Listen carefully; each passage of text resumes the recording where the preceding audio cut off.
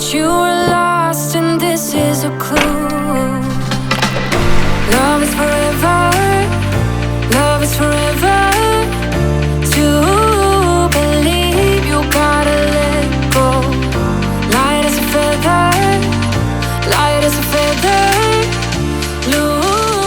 What is down, my body warriors, and welcome back to another video and another road to the one-arm handstand. I don't even know what episode we're on now. The eternal struggle, the endless grind. But today we're starting things off a little bit differently. So the reason we're at the beach today is because I want to take a dip in the sea. It's a nice time of year, but one of the challenges that I kind of set myself, and I have done it in the past, is that I want to swim in the sea in England all year round, at least once per week. I haven't got an excuse anymore because I only live about 5 minutes away from this place, so I should just be able to rock on up, take a swim, get out, get some of that cold exposure in, challenge myself, do something that I don't really want to do, but something that when you do it, afterwards, you just, you feel great. Lucid dreaming over Tokyo.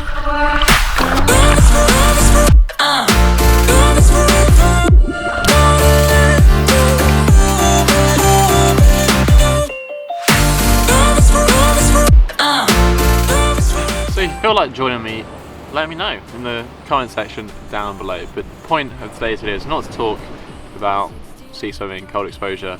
It was to talk about the thing that we all love to hate, which is handstands.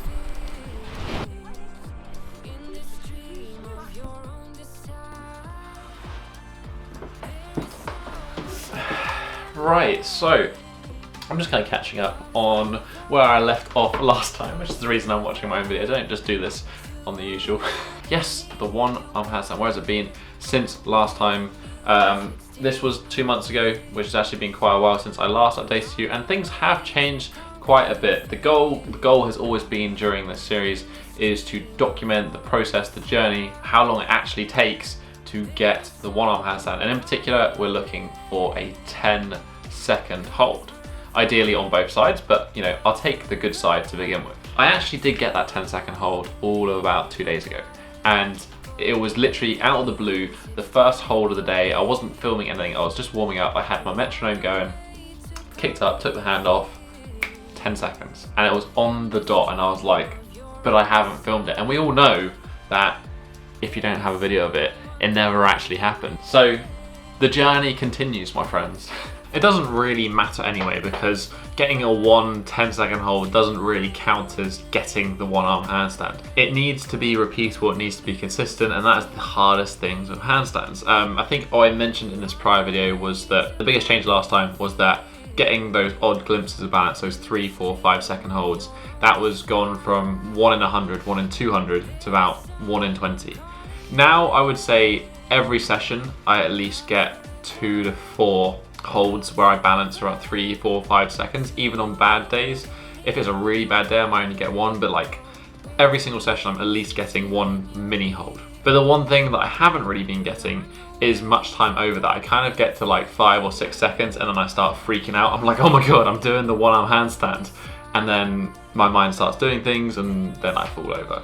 It's one of those things that when you're doing it, you're making so many little corrections in your hand that you actually just don't want to think about. You just want to do it and go with it. That's kind of the hardest thing about handstands. You need to be considered, you need to be thoughtful of your practice, but at the same time, you need to not think too much because you can get in the way of yourself. So with that being said, I'm not just all about talk. I want to show you what I'm doing as well. We're going to hit a handstand session today. It's going to be the old-fashioned commentary style because I'm going to have to go to the gym. As it's getting colder here in the UK, I notice if I do handstands outside when it's cold, I kind of just get more wrist and joint aches and pains. It tends to be better if I stay warm when I am doing my session. But before we can do that, there's one thing that any vlog would not be complete without, and that is some coffee. Love is forever, love is forever.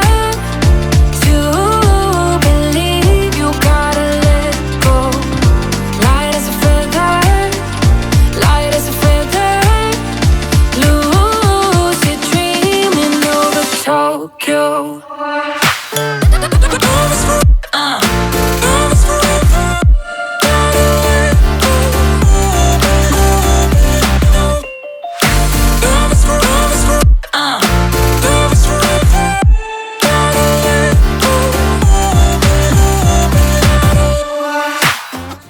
Right, I'm going to start off by saying today was not a good handstand session, but that's almost useful for the video because it kind of illustrates where things are at and also reflects the fact that it's quite transient in nature when training handstands. Some days you have good days, some days they suck and you can't do anything. You just kind of have to deal with it and stick through, because every bad day that you train through is kind of a pay down in advance for a good day. Warming up just with some tuck work and some close or small straddle, half straddle position, because with the half straddle, one of the things I'm fighting at the moment is understanding how to, number one, flag more. And so this is to do with where the legs are and how it helps you counterbalance the one arm. As you can see on the left hand side, I kind of reverse flagging, not doing it too well. So doing the tuck helps over my shoulders, and doing a half straddle helps me really focus in like where my shoulder position needs to be on that day. I've been starting things off lately by just kind of trying to throw some one arms because the holds are quite consistent now. I've just been kind of going for the hold times rather than spending the time to make sure I get time in the position. But like it's kind of a second part of doing it by spending time like hovering out in the straight arm. I'm getting more time there. However, I will say that I definitely was like, I gave myself some pressure in today's training session to like perform well so I could make a good video. Like I was listening to the song that I was editing, I was like, this is an awesome song, I'm liking it, I wanted to do some cool handstands, and this was kind of like the best hold that I got on the day, which to be honest, it wasn't bad, but it also wasn't great. Like max 4 seconds is all I'm getting. I don't know why, but as I said, sometimes it does just happen. So what I'm going to do is, rather than show you just endless fails after fails after fails, I'll show you some of the recent highlights, some better holds that I have been getting. One of the things that I have been working on, one of the things that's been crucial for me at this stage, is understanding how to keep the shoulder position close. You'll notice that when the arm comes out and up, that's when the balance is lost, because it goes from being like flat with the shoulders, which is a nice position to hold, and then when the arm's lifted and the shoulder lifts, everything just tilts, and then it means that everything falls away to the side. And this has been probably one of the biggest mistakes that I've been making, and one of the hardest ones to correct, is just trying to keep the shoulder in really close to the working arm, to the face, like feeling like I'm looking down the arm, that supporting arm. As soon as you come away from it, it just becomes really heavy to hold.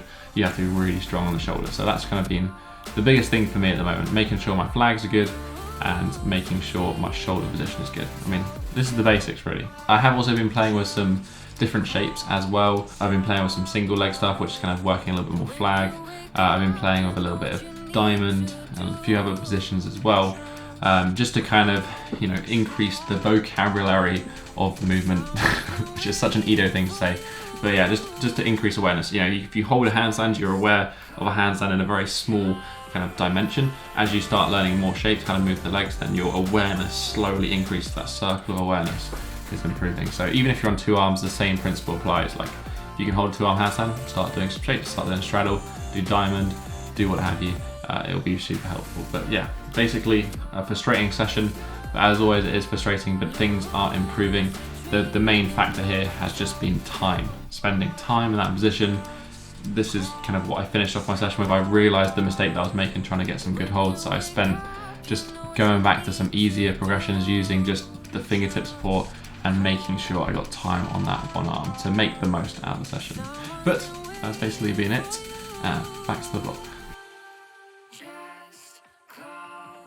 So this episode 7, is about a year since I started this series, and then I think at that point a year ago I was also probably about 4 or 5 months into the one arm process. So hopefully we can round this up before the end of 2019. That's the goal, to get that 10 seconds. I'm predicting it will be in episode 8, so stay tuned for that one. But this isn't all about me. If you have any questions about handstands, or if you just want to let everyone else in the Bodyweight Warrior tribe know where your handstand is at, share a little bit of your story as well. It's always interesting hearing what other people are up to, so just leave a comment in the comment section down below. If you just enjoyed this video, if you're enjoying the one-arm handstand series, if you want to see me get that down one-arm handstand, just hit that thumbs up button and support the channel. And of course, if you don't want to miss out on any more future episodes, hit that subscribe button and join the Bodyweight Warrior tribe.